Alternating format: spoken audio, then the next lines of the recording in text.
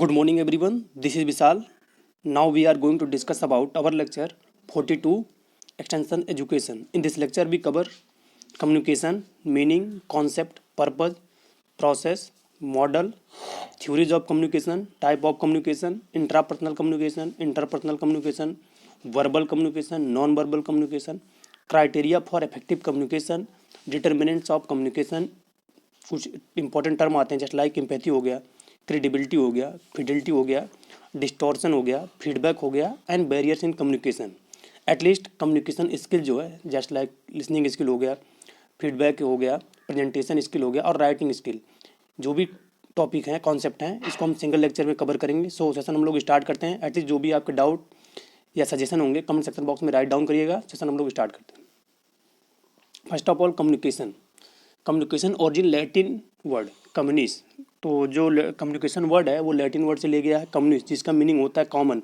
में generally community ला देना different जो इंडिविजुअल के बीच में, उसे कम्युनिकेशन बोलते हैं. Communication is a conscious attempt to share information, idea, attitude and like with other. तो कम्युनिकेशन जो है वो कॉन्शियस प्रोसेस है जिसमें हम लोग अपने इंफॉर्मेशन को, आइडिया को और एटीट्यूड को शेयर करते हैं विद अदर पर्सन के साथ. रोजर्स और शूमेकर 1971 में डिफिनेशन दी थी जो काफ़ी एक्सेप्टेबल हुई. The process by which message are transferred from a source to receiver. तो कम्युनिकेशन एक प्रोसेस है जिसमें मैसेज को ट्रांसफ़र किया जाता है सोर्स से रिसीवर तक. सोर्स क्या होता है? सोर्स कम्युनिकेटर और एनी यूनिवर्सिटी हो गई, कोई रिसर्च ऑर्गेनाइजेशन हो गया, वो सोर्स होता है.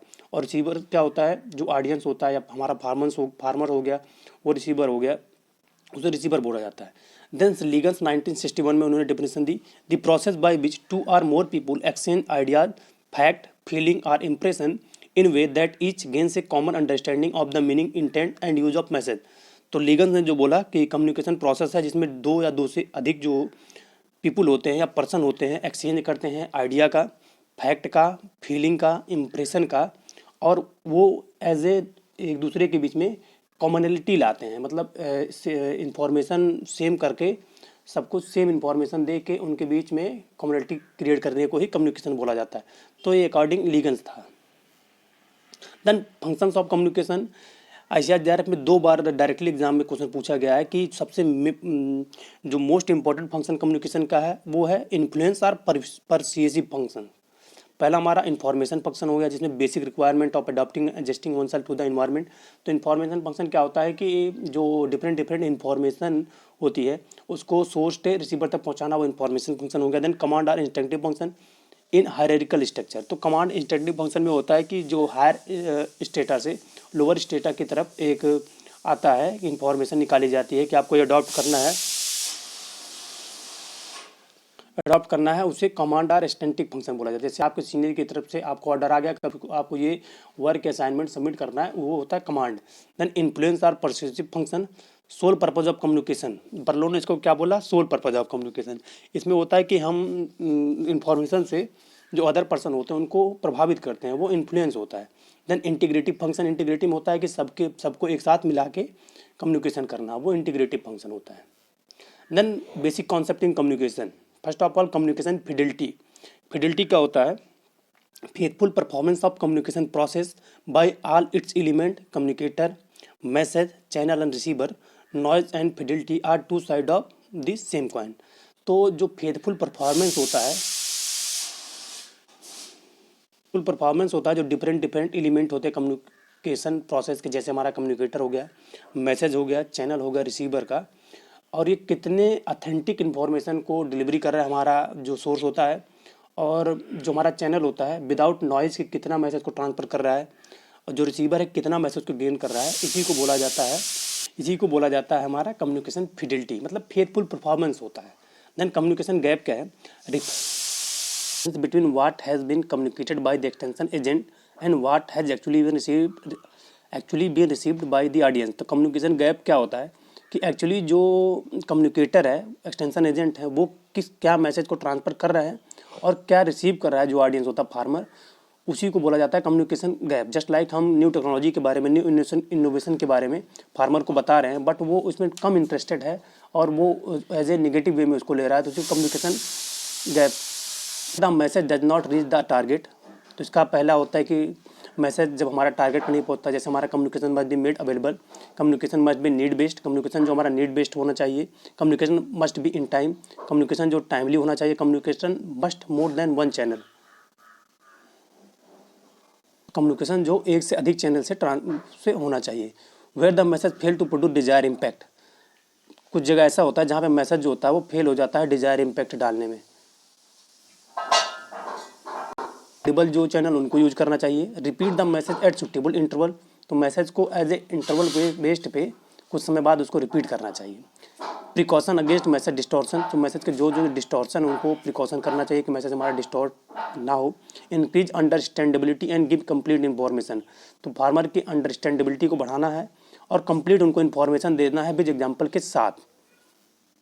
Then time lag in communication, time lag क्या है कम्युनिकेशन में, delay at different element level in communication process, तो टाइम लैग ये होता है कि डिले मतलब एक्चुअल टाइम पे मैसेज को ट्रांसफर ना कर पाना को ही कम्युनिकेशन टाइम लैग बोला जाता है।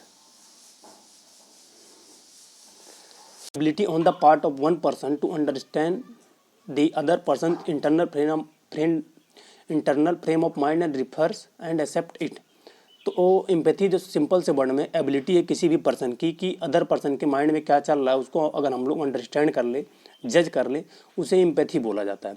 Ability of an individual to project oneself into the role of another person to be able to appreciate the feeling thinking and action of another person, तो एक एबिलिटी है किसी भी पर्सन की जो कि दूसरे के पर्सन के जगह पे खुद को रखकर सोच के और वो उसकी फीलिंग को, उसकी थिंकिंग को, उसके एक्शन को कर सके, उसी को वो बोला जाता है हमारा एम्पैथी। सिंपल से वर्ड में empathy is a process in which we can understand other person of mind what has been actual he thought, तो प्रेजेंट टाइम पे वो क्या सोच रहा है उसके चेहरे के फेशियल एक्सप्रेशन को देख के हम लोग समझ ले, उसी को बोला जाता है हमारा एम्पैथी।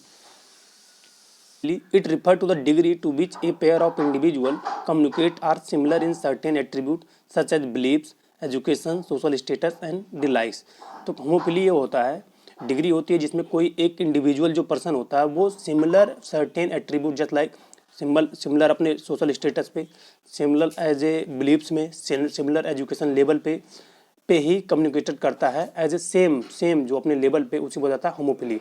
देन हेट्रोफिली क्या, it refer to degree to which a pair of individual who interact are different in certain attribute, तो हेट्रोफिली होता है वहाँ पे कोई सोशल स्टेटस का बाउंडेशन नहीं होता है, ना ही एजुकेशन का बाउंडेशन होता है, ना ही बिलीव्स का होता है, वो हर जगह पे कम्युनिकेशन करता है, उसे बोला जाता है हेट्रोफिली। देन प्रोपोगेंडा क्या है, deliberate manipulation of people beliefs values and behaviour through words, gestures, image, thoughts, music, its aim at presenting only propaganda side of argument without considering receiver side, it separate the truth and authoritarian in approach the influencing the people, तो propaganda है जिसमें हम लोग manipulate करते हैं people को, मतलब लोगों के बिलीव्स को, वैल्यूज़ को, उनके बिहेवियर को वर्ड में, गेस्टोर में, इमेज में, थॉट्स में, म्यूजिक में, इसी प्रोपोगेंडा बोला जाता है। इसका जो मेन पीपल को थ्रू इमेज से और गेस्टोर से। देन पब्लिसिटी क्या, similar to propaganda but based on truth, तो पब्लिसिटी क्या होता है प्रोपोगेंडा के बेस्ड पे ही है बट ये ट्रूथ के बेस पे होता है। Then persuasion, more democratic approach of for influencing the people to bring desirable change, extension agent provide lot of argument in favour of acceptance of the recommendation, तो persuasion है जो कि democratic approach है जिसमें हम लोग इन्फ्लुएंस करते हैं पीपल को डिजायरेबल चेंज लाने के लिए, तो उसे परसुएशन बोला जाता है। Then opinion leadership, degree to which an individual is able to influence other individual attitude or overt behavior informally in desired way with relative frequency, तो ओपिनियन लीडरशिप क्या है, ओपिनियन लीडर को ही अर्ली अडॉप्टर बोला जाता है जो कि other जो सोसाइटी के मेंबर होते हैं उनको इन्फ्लुएंस करता है, वो जब वो न्यू टेक्नोलॉजी को अडॉप्ट करता है, न्यू प्रोग्राम को अडॉप्ट करता है, तो अपने पर्सनालिटी से वो अदर मेंबर के जो सोसाइटी होते हैं उनको इन्फ्लुएंस करता है, उसी को ओपिनियन लीडरशिप बोला जाता है। Then types of communication, first of all intrapersonal communication, communication with oneself, organizing and converting sensory data into meaningful message, it is co-function of individual and his immediate environment, तो interpersonal communication क्या होता है कि इसमें हम खुद से ही communication करते हैं खुद के साथ, तो इसी को इंटरपर्सनल कम्युनिकेशन बोला जाता है। इसका example reading newspaper, talking with soul, तो इसका जो सुटेबल एग्जांपल है जब हम लोग रीडिंग करते हैं न्यूज़पेपर का, इंट्रापर्सनल कम्युनिकेशन हो गया, रीडिंग करते हैं बुक का, वो भी इंट्रापर्सनल कम्युनिकेशन हो गया, और खुद के बारे में जब हम लोग सोचते हैं तो वो इंट्रापर्सनल कम्युनिकेशन हो गया।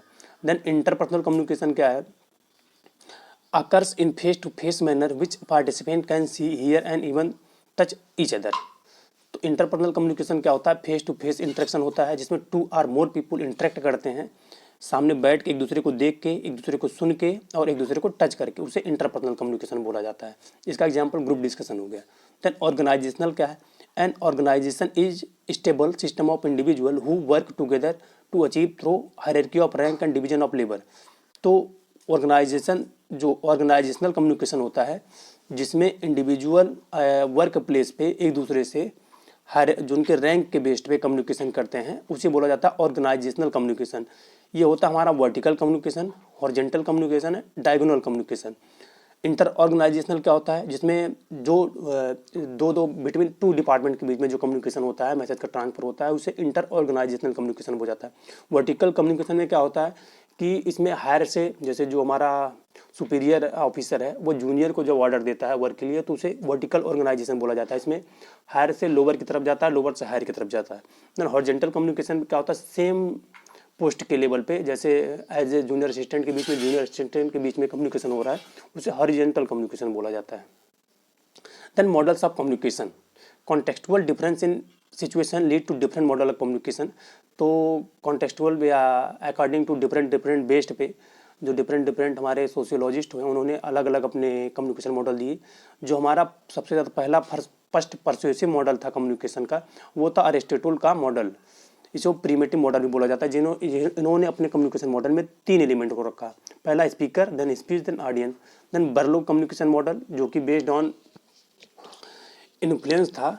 इन्होंने सोर्स को, मैसेज को, channel receiver, yes MCR specially पूछा जाता है एग्जाम में, MCR किसने दिया? तो बर्लो ने दिया। कभी कभी इनका source, then encoder, then message, the channel, then decoder, then receiver, ये भी एलिमेंट में डाला जाता है। बट हमेशा यस MCR बर्लो का ही मॉडल है। कभी कभी पूछा जाता है कि मेन एलिमेंट क्या है कम्युनिकेशन का, था वो रिसीवर है। देन लीगन्स मॉडल जो था बेस्ड ऑन रिस्पॉन्स था। इन्होंने communicator, message, channel, treatment, audience response को रखा है।